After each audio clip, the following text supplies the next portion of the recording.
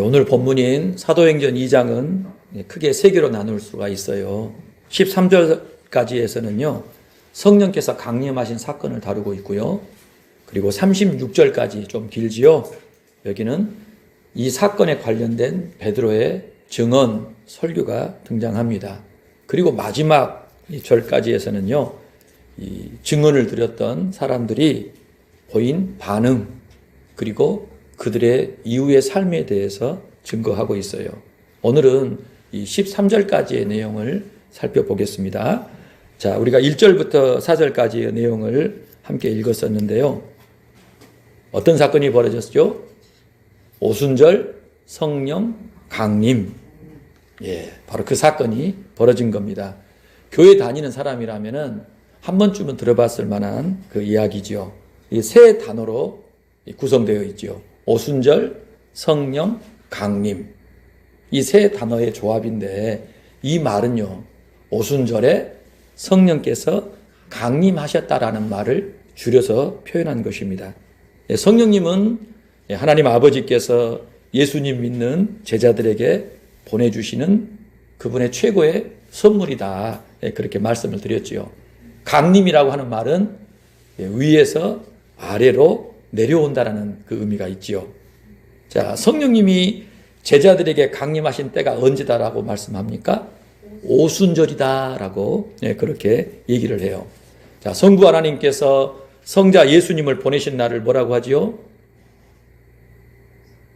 하나님 아버지께서 성자 예수님을 이 땅에 보내신 날을 뭐라 그래요? 성탄절. 자, 그러면 성부 하나님께서, 하나님 아버지께서 성령 하나님을 보내신 날을 뭐라 그래요? 오순절. 오순절이다. 그렇게 얘기를 한 겁니다. 그래서 오순절 성령 강림 이후 그때부터 본격적으로 성령의 시대가, 성령이 사역하는 시대가 시작되었다, 열렸다.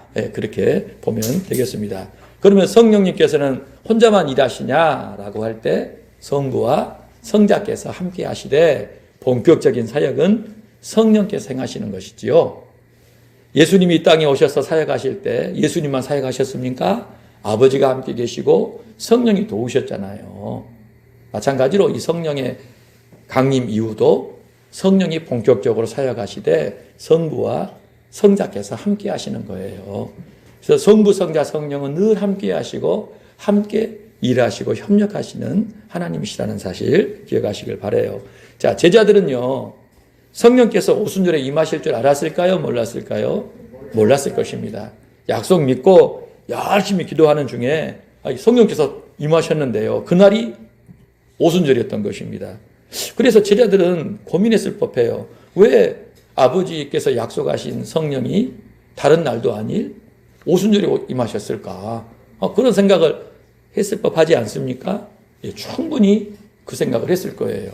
그래서 오순절에 성령이 임하신 그 사건이 뭘 의미할지 그건 굉장히 중요한 이야기로 제자들은 그 부분에 대해서 하나님이 주시는 깨우침을 받았을 것입니다. 제자들이 기도한 기간은 어느 정도나 될 것 같습니까, 여러분? 오순절까지 기도의 기간은 열흘 정도 됐을 거예요. 왜냐? 예수님께서 부활하신 이후에 며칠을 계셨죠? 40일 계신 거예요. 승천을 하셨잖아요. 그리고 돌아와서 기도를 시작했기 때문에 40일부터 50일까지, 그러니까 한 열흘 정도를 제자들은 모여서 열심히 성령 세례 베풀어 주시기를 기도했다 보면 될 것 같습니다. 자, 여기를 볼까요? 오순절이라는 말이 뭔 말이냐라고 할 때 이게요, 한자가로 되어 있어요. 한자로. 오순이란 말은 뭔 말이냐면 5번의 열흘. 이 순이 11을 뜻하거든요. 오순은 5번의 열흘. 거기다가 절기가 들어간 거예요. 그래서 오순절이다라고 하면은 50일째 되는 절기다라고 하는 말이에요. 이해되십니까? 원래는 이게 뭐 펜티코스테라는 그 말에서 어원이 됐는데 한자로 이렇게 풀면 오순, 50일째 되는 절기다. 이렇게 저와 여러분이 이해하면 좋을 것 같아요. 다음을 볼까요? 자, 레위기 23장을 댁에 가시면 한번 좀 보시면 좋겠어요. 4절부터 16절까지, 레위기 23장 4절부터 16절까지에 이 오순절에 관련된 이야기가 나오거든요. 그런데 여기 본문에서는요, 4절부터 8절까지에서는 먼저 유월절이 나와요. 그리고 무교절이 나옵니다. 유월절은 뭐고 무교절은 뭐냐라고 할 때, 이 무교절이라는 절기는요, 여러분, 이스라엘 백성들이 출애굽한 것을 기념하여서 일주일가량을 누룩 없는 빵을 먹는 거예요. 맛없는 빵을. 네. 이스라엘 백성이 출애굽할 당시에 그 상황이 누룩 없는 빵을 먹었거든요. 그래서 그거 잊지 말자 생각해서 무교절이라는 효모를 넣지 않는 그 빵을 먹는 기간을 일주일 동안 정해놓은 거예요. 그런데 그 날 가운데 금요일 오후부터 밤까지는 이 무교절 가운데 유월절이라고 하는 그 절기가 또 들어가 있어요. 무교절 안에. 그래서 금요일 오후부터 밤까지 그 기간은 유월절이 되는 거예요. 유월절이 뭐 하는 날이죠? 출애굽할 때 10번째 재앙으로 하나님이 장자를 멸하시고 피를 바른 그 집안에 있는 사람들은 멸하시지 않았잖아요. 바로 그 사건을 기억하기 위하여 무교절 가운데 금요일 오후부터 밤 시간을 유월절로 지키게 했던 겁니다. 그래서 이 절기는요, 이스라엘 백성들이 늘 지켜야 돼요. 예수님 당시에도 수천 년이 지났음에도 불구하고 이스라엘 백성들은 그 절기를 지키고 있었던 것입니다. 예수님이 언제 돌아가셨죠? 유월절에. 그래서 진짜 유월절은 누구시다? 양은 예수님이다라고 하는 것을 사실은요, 성경이 증언한 것이죠. 자, 그리고 9절부터 14절에서는요, 보리와 밀의 첫 이삭 한 단을 바치는 절기를 지키라고 말씀합니다. 이날을 뭔 날이라고 그러죠? 보리와 밀의 첫 이삭 한 단을 하나님께 바치는 날. 초실절이라고 그래요, 초실절. 그렇죠? 그런데 이 초실절이 언제냐라고 하면은요, 6월절부터 3일이 지난 날이에요. 이해되세요? 6월절 지나서 금요일, 토요일, 주일. 이때가 무슨 날이다? 초실절이다. 그때는 그 농사를 짓는 가운데 밀과 보리의 첫 이삭이 나오는 때다 이 말이에요. 그래서 6월절 지키고 3일 지나면 그걸 잘라서 하나님 앞에 바치라고 한 겁니다. 그게 초실절인 거예요. 자, 그리고서 15절부터 21절까지는 어떤 내용이 나오냐? 초실절부터 7번의 안식일을 지켜. 그러니까 7 곱하기 7이겠죠. 49일을 보내고 50일째 되는 날 이스라엘 백성은 성회로 모이는 거예요. 초실절 때 이삭을 보고 하나님께 바치고 이제 77절을 보내면은 수확하게 된 거예요. 그때는 온 백성이 다 모여서 하나님 앞에 축제를 벌이며 감사의 예배를 드리게 한 겁니다. 그래서 이 77절을 뭐라고 한다? 오순절이라고도 하고 맥추절이라고 한 거예요. 맥추 감사라고 한 겁니다. 그렇죠? 자, 그런데 신명기 16장으로 가볼까요? 자, 보세요. 16장에 이런 내용이 나와 있어요. 7주를 셀지니 곡식을 떼는 첫날부터 7주를 세어 하나님 앞에 77절을 지켜라. 그래서 하나님이 복을 주신 대로 너희 힘을 헤아려 자원하는 예물을 기꺼이 바치고 너와 자녀와 노비와 성중에 있는 레위인 또 객, 고아, 과부 전부 모아서 함께 하나님 택하신 곳에 나와서 예배하고 즐거워하라, 기뻐하라. 추수하고 곡식 추수하고 하나님의 백성들이 가난한 자, 연약한 자 모든 사람을 모여서 축제하도록 한 거예요. 그렇죠. 이날이 언제다고요? 오순절, 77절, 맥주감사절인 겁니다. 그렇죠. 자, 여기까지 이해되십니까? 자, 그래서 우리 한 표를 한번 볼까요? 자, 무교절을 다른 안에는 6월절이 들어있다고 했죠. 그리고 3일 있다가 어떤 절기가 진행이 돼요? 초실절. 그리고 49일을 보내고 나서 50일째 77절, 오순절, 맥주감사절을 보낸다. 자, 그런데요. 이 구약의 이 절기, 이 사건들이 예수님 안에서 다 성취가 된 거예요. 그냥 하나님께서 이스라엘 백성들 아끼고 사랑해서 계속 지키고 살라. 그 의미가 아니라 예수님을 보여주시기 위한 예표로서 이스라엘 백성들을 택하셨고 절기도 지키게 하셨고 중요한 사건들도 일어나게 하셨다라는 것입니다. 그렇지요. 그래서 예수님이 언제 죽으셨어요? 6월절에 죽으셨단 말입니다. 6월절에. 원래 대제사장들과 장로들이 죽이려고 했어요, 안 했어요? 6월절에. 안 했죠. 왜 안 했어요? 밀란이 날까봐. 사람들이 여기저기 다 모여 있는데, 그날 예수님 죽인다 하면은 사람들이 좋아해요, 안 좋아해요? 안 좋아하죠. 그러면은 로마 총독에게 자기들이 책임을 져야 되잖아요. 그래서 그날을 피하려고 했던 것입니다. 그런데 하나님은요, 아드님을 언제 희생제물로 지금 드리기를 원하신 거예요? 6월절에 성경을 이루시기 위하여. 그래서 예수님은 6월절에 십자가에 죽으신 거예요. 기가 막히지 않습니까, 여러분? 그래서 하나님이 말씀하신 건 반드시 성취됩니다. 자, 그리고 며칠 만에 부활하십니까, 예수님이? 3일 만에 부활하셨어요. 그러니까 정확히는 그날이 언제예요? 초실절. 초실절 때 예수님이 부활하신 격이 된 겁니다. 그래서 고린도전서에서 뭐라고 얘기합니까? 그리스도께서 죽은 자 가운데서 다시 살아 잠자는 자들의 첫 열매가 되셨다. 첫 열매. 하나님께 바치는 부활의 첫 열매가 누구시다? 예수 그리스도. 3일 만에 부활하셔서. 그러면 그 초실절로부터 여러분 7일을 지나서 50일째 되는 날이 어떤 날이죠? 오순절이잖아요. 그렇지요. 그럼 오순절 날에는 뭐 한다 그랬죠? 하나님께서 다 모여라. 예? 추수가 끝났다. 예? 그리고 사실은요, 이때는요, 보리 추수가 끝나고 밀 추수가 거의 무르익은 시점입니다. 이스라엘은요, 보리를 먼저 재배하고 추수한 다음에 밀을 하거든요. 근데 밀은 조금 추수가 남아요. 그런데 이 오순절 때는요, 이제 거의 추수가 다 마무리됐는데 이제 조금 남은 거예요. 밀 추수는요. 그때가 오순절 시기거든요. 그래서 이 오순절에 하나님께서 모여서 성회하라 하면서 뭘 내려주셔요? 성령을 내려주신 겁니다. 성령을요. 그러니까 성령이 사역하는 시기는요, 길지 않아요. 예? 그런데 이 오순절에 성령이 강림하셨다는 것은 뭐지요? 구약적인 의미로 온 백성이 다 모인다.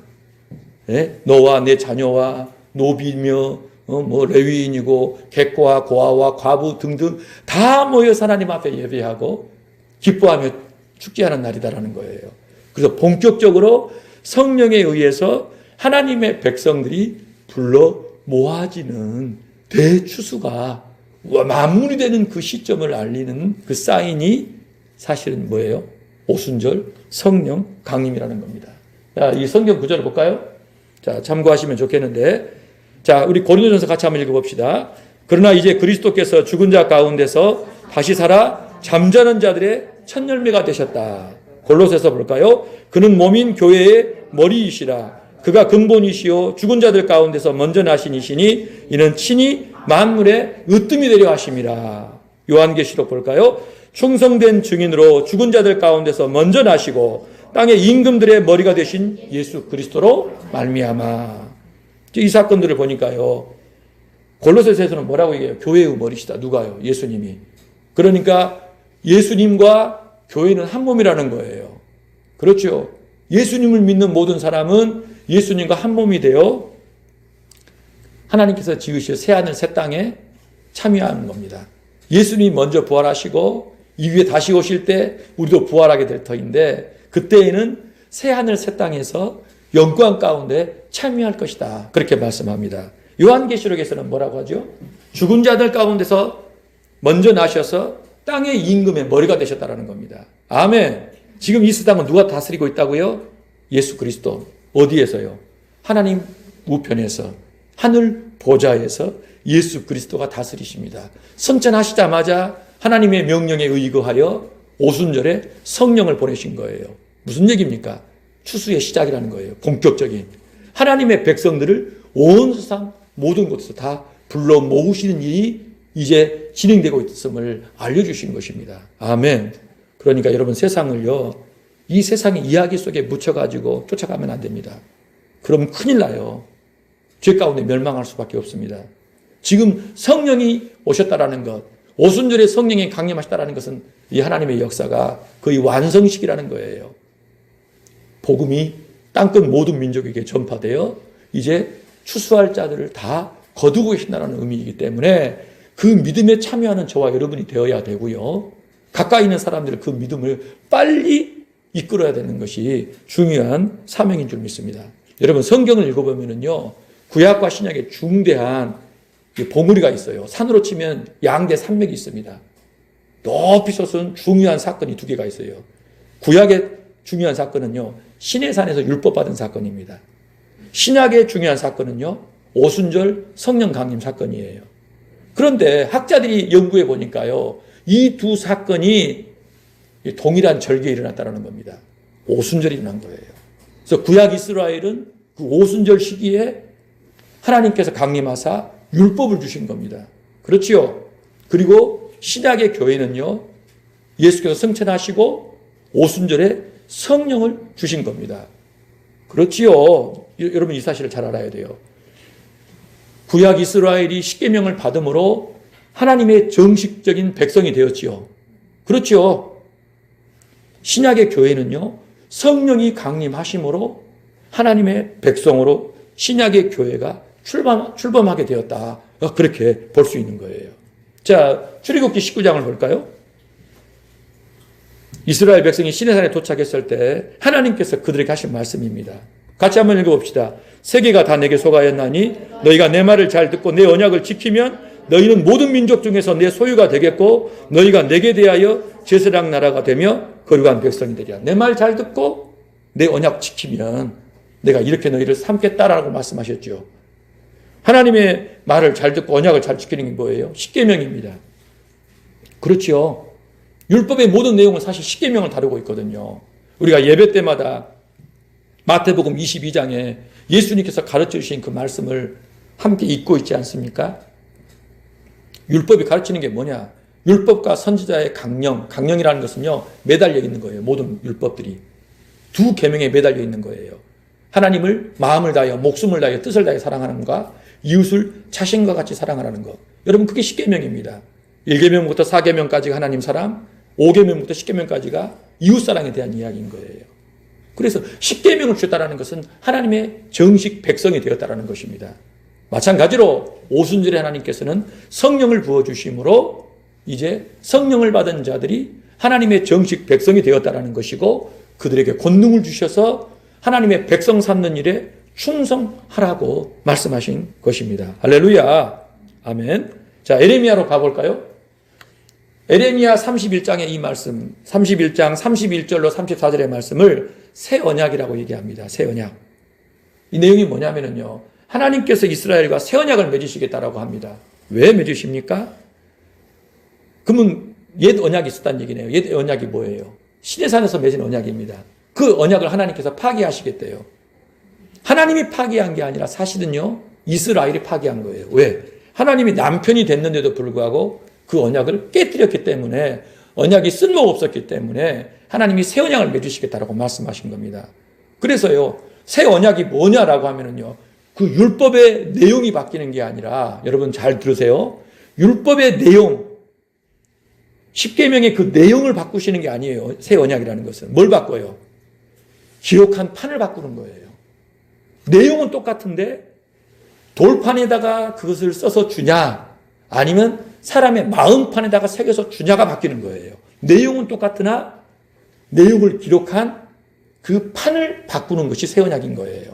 하나님께서 이스라엘 백성을 지켜봤더니 하나님 말씀을 안 지키는 거예요. 언약을 깨는 거예요. 그래서 그 원인을 분석해 본 결과 그 원인이 뭡니까? 돌판에 새겼기 때문에. 네? 돌판에 새겼기 때문에 저들이 안 듣는구나. 그래서 어떻게 하시겠다는 거예요? 내가 마음판에다가 새겨주겠다. 하나님의 법을. 무엇을요? 십계명을요. 하나님 사랑과 이웃 사랑에 대해서. 인생이 무엇인지, 뭘 위해 살고 뭘 위해 존재해야 되는지를 마음판에다 새겨가지고 어떻게 하시겠다. 이제 저들이 보세요. 이웃과 형제를 향하여 하나님을 알라고 말할 필요가 없다는 거예요. 왜? 작은 자부터 큰 자까지 다 모두가 다 하나님을 알아요. 어떻게 하십니까? 악행을 사하고 죄를 기억하지 않겠다. 죄 문제를 해결하셔서 모든 인생의 죄 문제를 해결하셔서 하나님의 법을 마음에 새겨주심으로 그들이 하나님을 알도록 섬기도록 경외하도록 만드시겠다는 거예요. 그게 뭐다? 새 언약이라는 것입니다. 할렐루야. 여러분, 이 새 언약 들어보니까 어떤 얘기 같아요? 예수님 얘기겠죠. 어떻게 죄를 없애고 죄를 사하십니까? 예수 그리스도의 십자가의 공로로 믿는 자에게 죄를 싹 탕감하십니다. 사하십니다. 죄가 없는 사람으로 만드세요. 그걸로 끝입니까? 그러면 사람은 또 죄를 지어요. 죄가 판단받은 의인이 되었는데 그 이후에 죄 짓지 않고 의를 행하며 살 수 있게 하시는 게 뭐예요? 하나님의 성령을 부어주셔서 성령이 통치하심으로 성령 안에서 하나님을 알고 하나님을 경외하며 높이는 복된 자로 하나님께서 살게 하셨다는 겁니다. 그러니까 여러분, 새 언약이 언제 성취가 된 거예요? 예수 그리스도의 죽으심과 성령의 강림하심으로 말미암아 새 언약이 성취된 것입니다. 할렐루야. 오늘 저와 여러분은 구약에 살아요, 신약에 살아요? 신약에 삽니다. 예수 믿고 죄 사함 받아 성령 모시고 성령의 통치 아래 살아가는 복된 인생이 된 것입니다. 여러분, 이 약속은요, 이스라엘 사람에게만 국한된 거예요? 아니지요. 모든 나라 모든 민족에게, 땅 끝까지 예수를 믿고 구원받는 자에게 이 약속이 주어지게 된 겁니다. 그러니까 오순절 성령 강림이다라고 하는 것은요, 이 새 언약의 약속이 주오실 그날까지 모든 나라 모든 민족 가운데 확장되는 시대가 열렸다라는 거예요. 할렐루야. 하나님이 아주 통 크게 쏘신 겁니다. 그렇지 않습니까? 하나님이 어떻게 이렇게 쏘시냐? 누구도 예상하지 못했던 방식으로, 이 천하고 가련한, 이 불쌍한 인생들에게 엄청난 문을 열어주셔 버린 거예요. 누구든지 예수님을 믿으면 하나님의 자녀가 됩니다. 하나님의 나라를 상속받는 복을 내려주신 겁니다. 할렐루야. 베드로전서 전서를 같이 한번 읽어봅시다. 그러나 너희는 택하신 족속이요 왕같은 제사장들이요 거룩한 나라요 그의 소유된 백성이니 이는 너희를 어두운 데서 불러내어 그의 기이한 빛에 들어가게 하신 이의 아름다운 덕을 선포하게 하려 하심이라.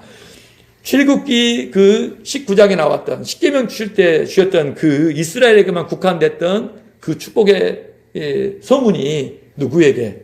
누구든지 예수를 믿는 자에게 이스라엘과 비교할 수 없는 착한 그 영광을 이렇게 보여주신 것입니다. 오늘 저와 여러분이 이 대상인 줄 믿습니다. 아멘. 아멘. 이 세상에서 우리가 조금 부족하고 연약하게, 여기서 그냥 구박받고, 저기서 구박받고, 아이고, 한숨 쉬며 살아가고 있지만은요, 오늘 아침에 성경에서 우리가 성경 공부하며 배웠습니다마는, 하나님께서 다윗을 그와 같이 단련하셨다는 겁니다. 하나님께서 택하신 그 사람을 하나님께서 이 땅에서요, 철저하게 훈련하신다는 거예요. 우리는 내가 뭐 때문에 이러냐, 니 때문이냐, 이 문제 때문이다, 저 문제 때문에, 내가 부모 잘못 만났다. 내가 부모를 잘못 만나서 이러고 있다. 내가 남편을 잘못 만났고, 내가 부인을 잘못 만났고, 내가 뭐 때문에, 너 때문에, 이것 때문에, 우리는 자꾸 그렇게 얘기를 하면서 원망하고 불평하는데요. 성경을 듣다 보니 하나님께서는 내가 너를 택했다. 내 영광을 너에게 다 물려주마. 내 나라를 상속받게 하겠다라고 하나님께서 이미 결정하셨기 때문에요. 그의 그 영광을 상속받을 자로 합당하게 우리를 빚으시는 과정이라는 거예요. 아멘. 인생 채찍과 사람 막대기 속에서 우리를 단련하셔서 정금처럼 만드셔서 그 자리에 세우신다라고 약속하셨어요. 아멘. 이 약속 꼭 붙잡으시길 바랍니다. 여러분 1절 4절로 다시 돌아오시기 바라요. 자, 성령이 강림하실 때요, 꼭 기억하시기 바라요. 중요한 세 가지 현상이 나타나요. 성령 강림하실 때 나타난 중요한 현상이 세 가지가 있어요. 그 내용이 1절부터 4절까지 나와 있거든요. 뭐일까요? 첫 번째는요, 말을 잘해야 돼요. 저는 정확한 걸 원합니다. 바람이에요, 소리예요. 소리. 소리가 지금 나타났죠. 그걸 누가 들어요? 사람들이 들었겠죠. 누가 들어요? 정확히는요, 기도하는 사람들이. 집안에 가득했다잖아요. 정확히 얘기하셔야 돼요. 모여서 기도하는 사람들이 뭘 들어요? 급하고 강한 바람 같은 바람의 소리를 들어요. 소리를 들은 겁니다. 자, 두 번째로는 현상이 뭐죠? 불의 혀 같은 것이 갈라지는 것들이 어떻게 된 것을? 각 사람 위에 임하여 있는 것을 누가 봐요? 그들이 봤지요. 봤지요. 그러니까 기도하는 사람들이 불이 내려와 가지고요. 그 불이 어떻게 돼요? 싹 흩어지는 겁니다. 예? 불이 흩어져요, 불이.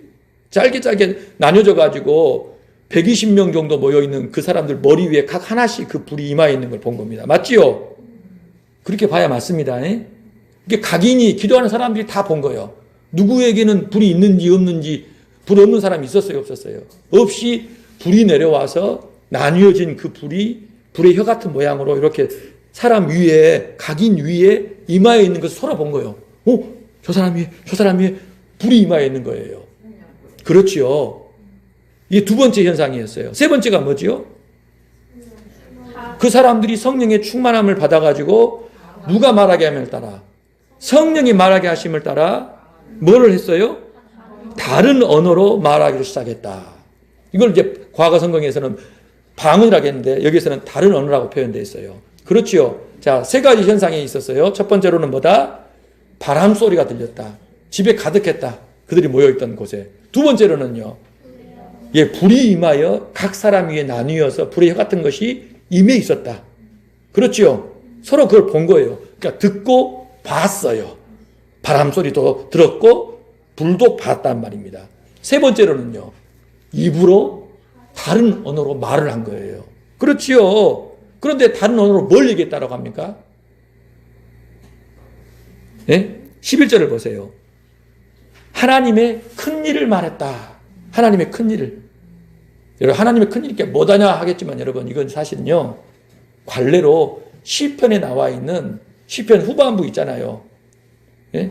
후반부에 보면 찬양의 노래가 많아요. 할랄이라고 해요. 할랄. 그런데 그 시편 찬양하는 다윗의 그 찬양들이 이스라엘 백성이 늘 찬양하는데 그것을 노래한 겁니다. 다른 언어로. 예? 그러니까 우리는 지금 방언 기도 하신 분들 있잖아요. 저도 하거든요. 홀로 기도할 때는요. 그 방언으로 했다라는 게 아니라 외국말로. 오늘 5절부터 보면은요. 그 외국이 나오죠. 다른 나라가 쭉 나와요. 예? 어떤 나라들이 있습니까? 여러분 보세요. 5절부터. 경건한 유대인이 어디서부터 왔습니까? 천하 각국에서 몰려왔잖아요. 자기 방언으로 말하는 걸 듣는 거예요.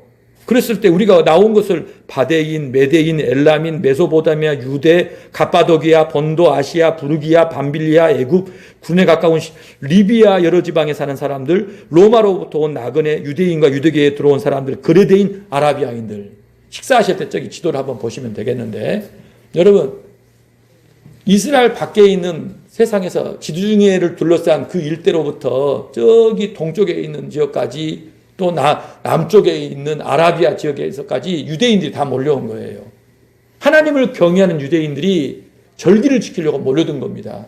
그런데 그 사람들은요, 유대인이긴 하지만 언어는 어떤 언어를 쓴 거예요? 태어난 곳에서. 그러니까 이스라엘이, 예루살렘이 멸망해요. 북이스라엘이 멸망해요. 흩어졌잖아요. 그래서 부모들은 죽고 태어난 자식들이 거기에 살게 됐는데 유대인이라는 그 정체성을 갖고 있으나 언어는 어때요? 외국말들을 쓴 겁니다. 그런 사람들이 유월절, 오순절 지키려고 다 몰려온 겁니다. 그래서 제자들이 성령의 충만함을 받아서 다른 언어로 하나님의 큰 일을 노래하며 선포하는데 그 말소리가 이상하게 들린 거예요. 어떻게 들려요?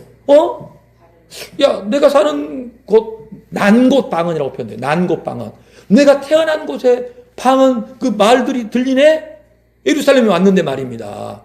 먼 땅에서 다 왔는데, 그런 소리가 들리는 거예요. 이 사람, 저 사람 다. 이 뭔 소리다냐 하고 가본 겁니다. 가봤더니, 누가 그 얘기를 하고 있어요? 자기 나라에 살고 있던 사람들이 아니라 누가? 갈릴리! 무식갱이들이!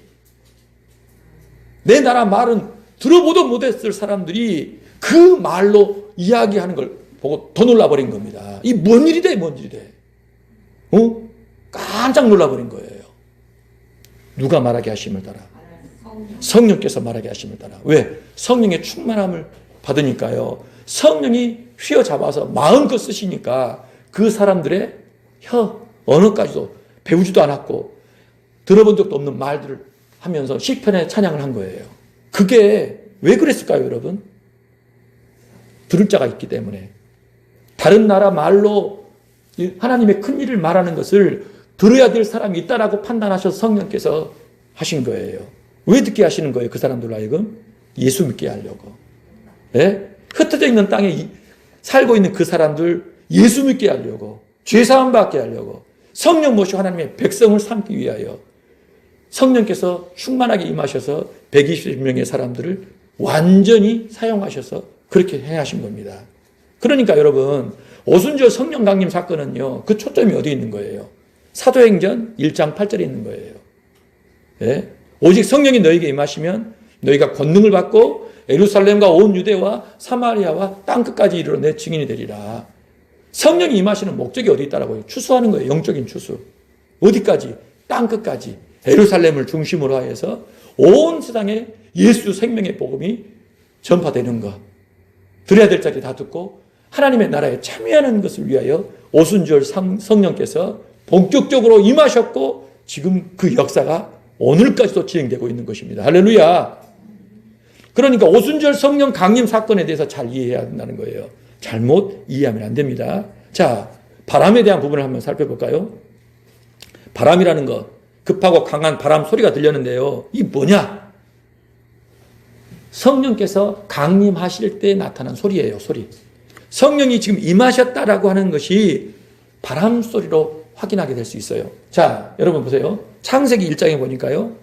땅이 혼돈하고 공허하고 흑암이 깊음 위에 있고 하나님의 영이 수면 위에 운행하셨다. 그렇지요. 이 바람이라는 것은 히브리어로 루하으라고 하는데요. 이 루하으라는 말은 영, 바람, 숨, 생기라는 의미가 있어요. 창조하실 때 성령께서 성부와 성자와 함께 계셔서 운행하셨다라고 얘기합니다. 자, 창세기 2장 7절을 보니까요. 여호와 하나님이 땅의 흙으로 사람을 만드셨죠. 그리고 뭐 했으세요? 생기를 코에 불어넣으셔서 사람이 생명이 되었다. 인간을 창조하실 때도 하나님의 영을 하나님께서 사역하게 하신 거지요. 자, 그리고요. 에스겔서를 볼까요? 37장을 보면은 어떤 얘기가 나옵니까? 환상 가운데 하나님께서 에스겔을 끌고 골고다로 골짜기로 간 겁니다. 봤더니 마른 뼈가 가득한 거예요. 심이 말라 비틀어진 뼈들로 가득한 것인데 말씀하시기를 이 뼈들이 살겠냐? 주님이 하십니다. 그리고 되어나라고 말씀하는 거예요. 하나님의 말씀을 복명복창해서 선포하라고 한 겁니다. 그대로 선포했더니 여러분 그 마른 뼈들이 뭐가 돼버려요? 들어가가지고 생기가 들어가니까요. 큰 군대가 되었다라고 하는 거예요. 그래서 하나님의 성령이 역사하실 때 여러분 살아나는 역사가 나오는데요. 바람처럼 보이지는 않으나 그 소리를 통하여 확인할 수 있다는 거예요. 그렇기 때문에 지금 이 급하고 강한 바람 소리는 무슨 소리다? 성령이 강림하신다는 소리고 강림하신 그분이 구체적으로 나타난 게 뭡니까? 불의 혀. 불의 혀로 나타나는 거예요. 그것을 다 본 거예요. 각인이. 자, 여러분. 출애굽기 19장에 십계명 받을 때 하나님이 강림하시잖아요. 산에 연기가 자욱하니 여호와께서 불 가운데서 강림하심이라. 강림하실 때 하나님이 이 불 가운데 강림하신 거예요. 그래서 하나님의 불의 모습을 보고서 하나님의 임재를 확인할 수 있었던 것입니다. 여러분 출애굽기 40장 볼까요? 자, 여기 보면은요. 성막을 만들게 하시잖아요, 하나님께서. 그때 어떤 일이 벌어져요? 하나님의 영광이 가득했잖아요. 성막 다 짓고 나니까. 그렇죠? 그리고 그들이 이제 구름이 떠오르면 이동, 머무르면 정착. 그런데 낮에는요, 구름 기둥이 그 성막을 덮어요. 밤에는 불 기둥이 성막을 덮는다 이 말입니다. 그래서 그 백성들이 그걸 다 본 거예요. 여러분, 구름 기둥, 불 기둥을 얘기를 했잖아요. 임하실 때 불이 임했다잖아요. 오순절 성령이 강림하실 때 그 성령께서요, 누구에 임했다라는 것입니까? 예수님을 믿고 모여서 기도하고 있는 제자들 각 사람의 위에 임한 겁니다. 그렇지요? 이 말이 뭔 말이냐라고 하면은 지금 각 사람이 하나님의 성전이 되었다라는 얘기예요. 불이 임하는 그곳이 하나님의 성전이 되거든요. 그렇지요. 하나님의 임재가 불로 나타났는데 하나님의 성막을 짓게 했는데 하나님의 불기둥이 그곳을 덮었다라는 것입니다. 구름과 불이. 하나님께서 성령을 보내셨는데 그 불이 각인의 머리 위에 임했다라는 것. 그건 뭘 의미해요? 각 사람이 성령의 전이 되었다라는 거예요. 할렐루야. 그것을 의미하는 것입니다. 예? 이 불세례 막 그 말이 아니라 이제 예수를 믿고 구주로 믿는 이 사람들은 성령을 모신 하나님의 성전이다. 할렐루야. 남녀노소, 빈부귀천, 지위 고하, 인종과 나라와 언어와 모든 걸 초월하고 예수를 주로 믿는 그 사람은요, 성령을 모신 하나님의 전이 된다라는 그 위대한 진리를 보여주신 거예요. 맛백입니다, 여러분. 오순절 성령 강림은 이제 이후로 예수를 믿는 자들에게 이와 같은 성령이 임하심으로 그들이 하나님의 성전이 되었다라고 하는 이 위대한 진리가 하나님 앞에서 우리에게 보여주신 것이다. 그 말이에요. 아멘.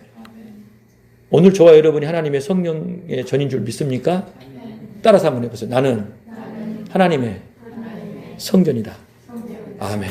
자, 같이 한번 읽어봅시다. 너희는 너희가 하나님의 성전인 것과 하나님의 성령이 너희 안에 계시는 줄을 알지 못하느냐. 누구든지 하나님의 성전을 더럽히면 하나님이 그 사람을 멸하시리라. 하나님의 성전은 거룩하니 너희도 그러하니라. 여러분, 누구든지 하나님의 성전을 더럽히면 그 사람을 멸하신다라고 했지요. 누구에게 한 얘기 같습니까? 성령 모신 우리에게 하는 얘기예요. 예? 열차적으로 우리에게 책임이 크다는 거예요. 내 것이란 얘기예요? 주님의 것이란 얘기예요? 나는, 내 몸은요? 주님의 것이란 얘기예요. 내 것이니까 내가 더럽혀도 되고 내 마음대로 쏟아든다는 얘기가 아니라 내 것은 내 것이 아니라 나는 내가 아니라 누구의 것이다? 주의 것이다. 구체적으로 성전이다. 하나님이 주인이신 그분의 성전이라는 거예요. 이걸 더럽히면 어떻게 한다고요? 멸하신대요. 헛생각하지 말라는 겁니다. 아나니아와 삽비라가 왜 하나님께서 데려가십니까? 더럽히니까. 성령을 속이니까. 주인이신 성령을 속이니까. 교회 전체에 해가 될 것 같으니까 생명을 취하신 겁니다. 오늘 저와 여러분 우리 자신에 대해서 다시 한번 생각해요. 여러분 나쁜 생각, 더러운 생각 해야 돼요? 안 해야 돼요? 나쁜 말 해야 돼요? 안 해야 돼요? 나쁜 행동 해야 돼요? 안 해야 돼요? 더럽게 살아야 돼요? 살지 말아야 돼요? 맞습니다. 왜요? 성령의 전이니까. 하나님의 성전이니까. 생각하는 것, 마음에 품고 말하고 행하는 것 여러분 거룩하고 정결하게 거룩하게 하나님의 영광 받으시도록 해야 될 줄로 믿어요. 자, 아까 제가 그런 말씀을 드렸어요. 갈릴리, 예? 오늘 5절부터 이 13절의 내용이 그 내용이잖아요. 누가 듣습니까? 이 제자들이 지금 성령 받아가지고 다른 언어로 말하는 것을 5절에 보니까 경건한 유대인들이 천하 각국으로부터 와서 예루살렘에 머물러 있었다. 오순절 지키려고 모여든 그 사람들이 이 얘기를 들은 겁니다. 그렇죠. 6절을 보세요. 이 소리가 남의, 이 소리가 무슨 소리입니까? 다른 말로 말하는 거. 자기들의 언어로. 뭐라 그래요? 모여가지고 각각 자기의 방언으로 제자들이 말하는 것을 듣고 소동을 일으킨 겁니다. 깜짝 놀란 거예요. 그렇지요? 다 놀라 신기하게 여겨 이르되 보라 이 말하는 사람들이 다 갈릴리 사람이 아니냐. 우리 각 사람이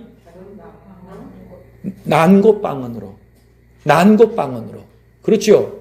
어디서 나오는 말이에요? 태어난 곳에서 해외에서 태어난 거예요. 해외에서. 그렇지요? 디아스포라라는 얘기입니다. 그들이 예루살렘에 절기 지키러 왔는데 태어난 그곳의 언어로 하나님의 큰 일을 말하는 시편의 찬양을 들은 거예요. 봤더니 누구예요?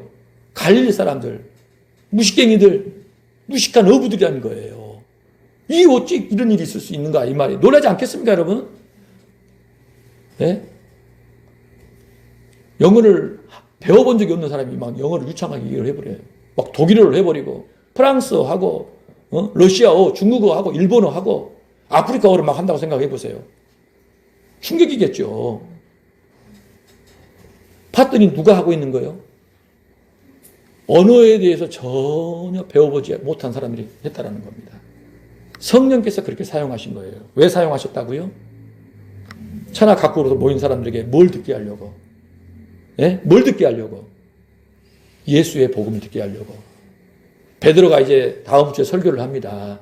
그 설교의 내용이 뭐예요? 예수님 얘기를 한 겁니다. 그래서 그들이 어떻게 반응해요? 우리가 어찌할꼬? 천하 각국으로부터 모였던 유대인들이 자기들의 언어로 하나님의 시편을 노래하는 걸 보고 왜 우리나라 말이 들리지? 하고 또 가서 봤더니 뭐냐?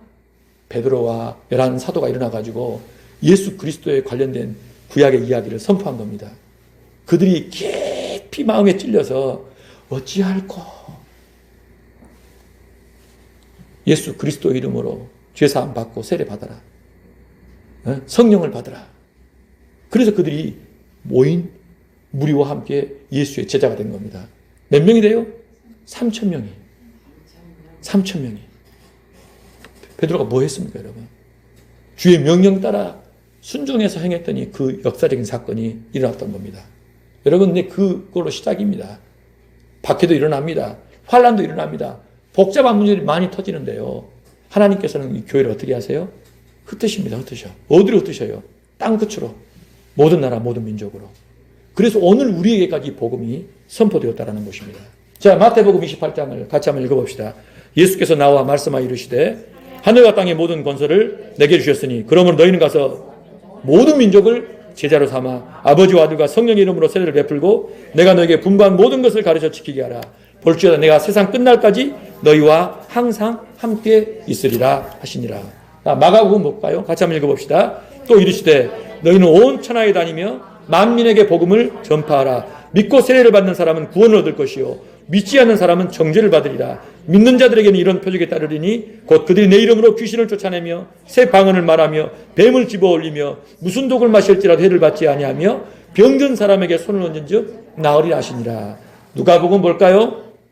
같이 한번 읽어봅시다. 또 이르시되 이같이 그리스도가 고난을 받고 제3일에 죽은 자 가운데서 살아날 것과 또 그의 이름으로 죄사함을 받게 하는 회개가 예루살렘에서부터 시작하여 모든 족속에게 전파될 것이 기록되었으니 너희는 이 모든 일의 증인이라. 볼지어다 내가 내 아버지께서 약속하신 것을 너희에게 보내리니 너희는 위로부터 능력으로 입혀질 때까지 이 성에 머물라 하시니라. 아멘. 마태도 마가도 누가도 자신들이 쓴 그 복음서의 끝을 뭐라고 얘기하고 있어요? 예수의 이 생명의 복음이 모든 나라 모든 민족에게 온 천하에, 그렇지요, 예루살렘부터 시작하여 모든 족속에게 전파될 것을 약속하신 겁니다. 할렐루야. 이 약속을 위하여 성령이 오신 거예요. 본격적인 성령의 시대가 시작된 것입니다. 그 역사가 오늘 이 시간까지 진행되고 있어요. 아멘. 그렇기 때문에 하나님의 관심은 어디 있습니까? 예수의 복음이 모든 나라 모든 민족에게 주 오시는 그날까지 전파되는 데 있다는 것입니다. 오늘 저와 여러분이 이 땅을 살아가는 중요한 이유와 목적이 뭐예요? 예수 믿고 예수 전하기 위하여. 아멘. 다른 말 없어요. 예수 믿고 예수 전하기 위하여. 예수 믿고 예수 전하기 위하여 나는 이 땅에 존재하고 있다. 그것보다 가치 있는 일은 있다 없다? 없다. 내게 주신 시간, 내게 주신 재능, 내게 주신 물질, 뭘 위해 사용해야 합니까? 예수 전하는데. 예수 열심히 믿고 예수 전하는데 사용하는 사람이 여러분 정신이 제대로 박힌 그리스도인이 할 수 있어요. 근데 그렇지 않고 시간, 재능, 물질, 기타 등등 자기 건 줄 알고 자기 행복, 자기 성공, 자기 평안, 자기 만족을 위해 살고 있다면요, 여러분 지금 정신이 썩은 것입니다. 두말할 필요가 없는 얘기예요. 목사든 장로든 권사든 집사든 그 누구든 예수 믿는 사람은요, 예수 잘 믿고 예수 전하기 위해 이 땅에 존재한다는 사실이에요. 여러분 이 약속 꼭 기억하셔서 오늘 내가 하나님의 성령이 거하시는 하나님의 전이 되었다, 성전이 되었다는 이 사실, 그리고 생명의 복음을 전하기 위하여 존재하는 예수 증인이라는 이 사실을 꼭 기억하셔서 이 믿음을 따라 충성하시는 한 주간과 남은 생애가 되시기를 주의 이름으로 축복합니다.